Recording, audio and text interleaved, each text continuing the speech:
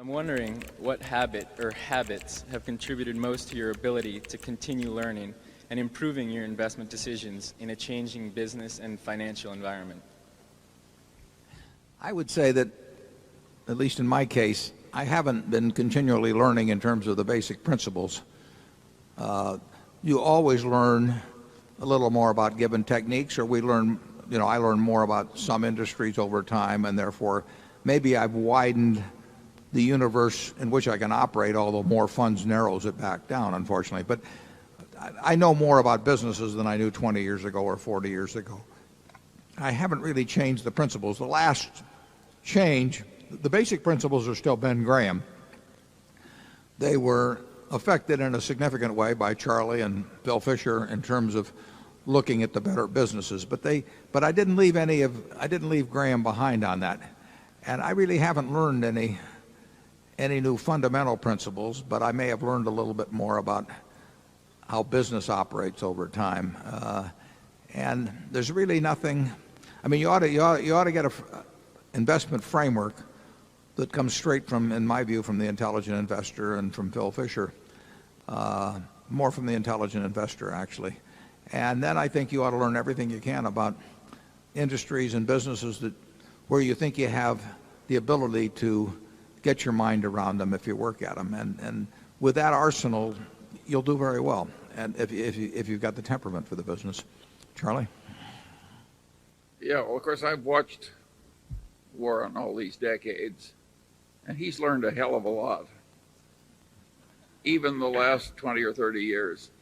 So it's a game of continuing to learn, and he can denigrate this little frou-frou that enables him to pick the biggest oil company in China or this or that.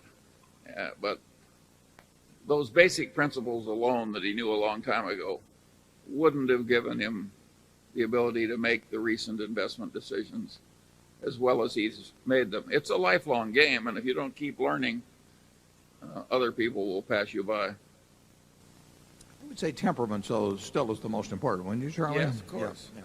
But temperament alone won't do it. No, temperament alone won't do it. You have to have the temperament and the right basic idea, and then you have to keep at it with a lot of curiosity for a long, long time.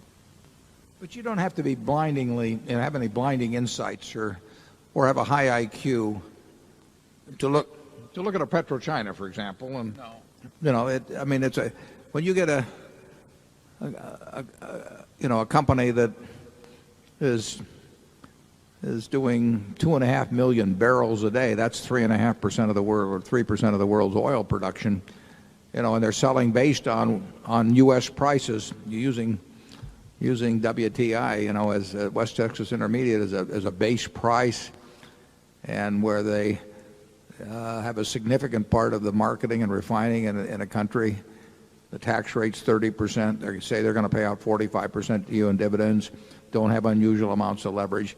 If you're buying something like that at well under half maybe a third of what comparable oil companies are selling for, that's not high-level stuff. I mean, you have to you have to be willing to read the reports.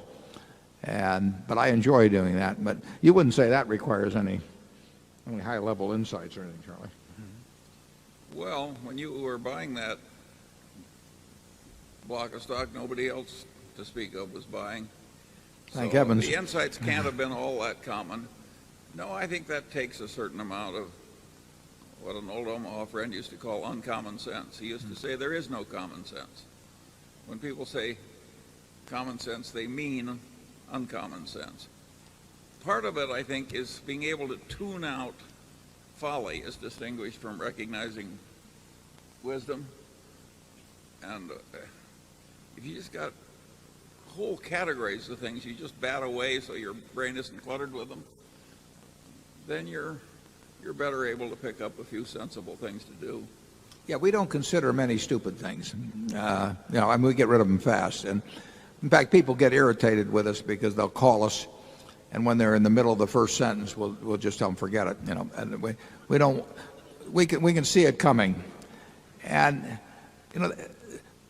that's the way actually the mind works. There was a great article in the New Yorker magazine 30 years ago or so, a little more than that. It was when the Fisher-Spassky chess matches were going on. And it got into the speculation of would the humans being able to take on computers in chess. And, here were these computers doing hundreds of thousands of calculations a second. And they said, how can the human mind, when all you're really looking at is the future, the results from various moves in the future, how can a human mind deal with a computer that's thinking at speeds that are unbelievable? And of course, they examine the subject some, and a mind like, well, in fact, all minds, but some much better than others, but a Fisher or a Spassky essentially was eliminating about 99.99% of the possibilities without even thinking about it. So it wasn't that they could outthink the computer in terms of speed, but they had this ability in what you might call grouping or exclusion, where essentially they just got right down to the few possibilities out of these zillions of possibilities that really had any chance of success. And getting rid of the nonsense, I mean, just figuring that people start calling you and say, I've got this great, wonderful idea. Don't spend 10 minutes, once you know in the first sentence that it isn't a great, wonderful idea. Don't be polite. Go through the whole process. And Charlie and I are pretty good at that. We can hang up very fast. Right? Well, there you have it. All you've got to do is go at it in the way that Vasily Smyslov did when he was the world champion of chess, and just do the same thing in investments.